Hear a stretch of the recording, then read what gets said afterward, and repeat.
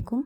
هنتكلم معاكم النهاردة عن أداء البورصة المصرية، وتحليل مؤشر ال EGX30 وال EGX70 وتحليل بعض الأسهم. مؤشر ال EGX30 وصل لأعلى مستوى في جلسات الأسبوع السابق عند 17124.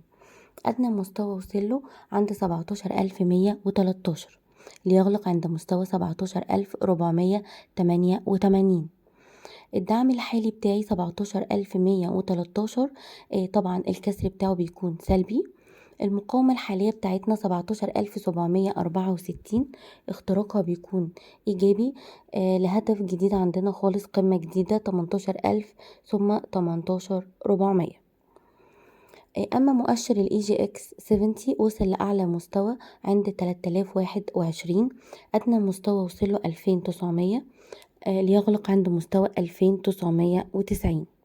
على المؤشرات الثبات فوق 2944 إيجابي، طبعا في حالة الكسر بيكون فيه سلبية. الدعم الحالي بتاعي 2973. في حالة الكسر بيكون سلبي، ممكن ننزل لمستوى 2800. المقاومة الحالية بتاعتي 3046 ثم 3073. واختراقها طبعا بيكون إيجابي، هنوصل لهدف جديد خالص عند 3114.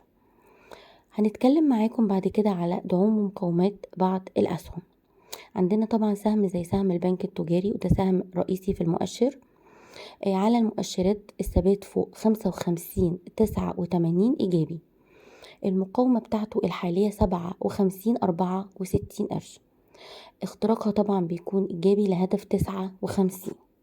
الدعم الحالي 54.90 قرش، كسره طبعا بيكون سلبي، ممكن ننزل لمستوى 53.14.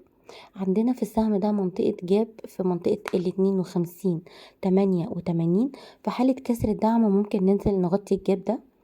عندنا قاع سابق حققوا السهم عند 48.60، هو ممكن يكون دعم بعد كسر وتغطية الجاب. عندنا سهم تاني زي سهم مصر الجديدة. على المؤشرات السهم طبعا إيجابي بالثبات فوق 10.26 ل 10.30. طبعا كسرها بيكون سلبي، ممكن ننزل لمستوى 9.65. اختراق 10.82 إيجابي، ودي يعني دي القمة اللي احنا حققناها الأسبوع الماضي. طبعا لهدف في حالة الاختراق هيكون الهدف بتاعي 11.97. عندنا المجموعة المالية هرمس. طبعا كان سهم إيجابي جدا في جلسات الأسبوع الماضي. على المؤشرات إيجابيته بالثبات فوق 20.13. الدعم الحالي بتاعه 20.71. طبعا في حالة الكسر بيكون سلبي، ممكن ننزل لمستوى 19.63. اختراق 21.32 هيكون إيجابي.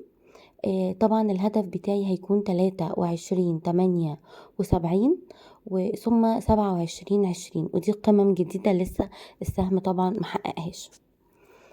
طبعا سهم القلعة برضو كان سهم طبعا إيجابي على الشاشة. على المؤشرات الثبات فوق 2.7 مليم إيجابي. طبعا في حالة الكسر بيكون سلبي. عندنا الدعم بتاعنا 2.5 و4 مليم، برضو كسر الدعم بتاعنا بيكون سلبي. المقاومات الحالية بتاعتنا 2.23.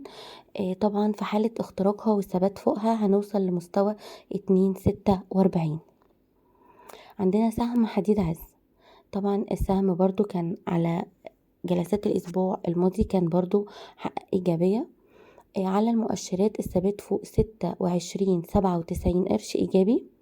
الدعم الحالي بتاعي هيكون 27. الكسر بتاعه هيكون 26.50. دي في حالة كسر 27، يعني السلبية بتاعتي ان انا انزل لمستوى 26.50. طبعا اختراق 28.94 ايجابي. في حالة الاختراق هيكون حاليا الهدف بتاعنا 29.22 قرش ثم 31.62. طبعا في حالة كسر الدعوم بنفعل إيقاف الخسارة. كان معاكم مروة حسين، محلل فني وخبير سوق مال.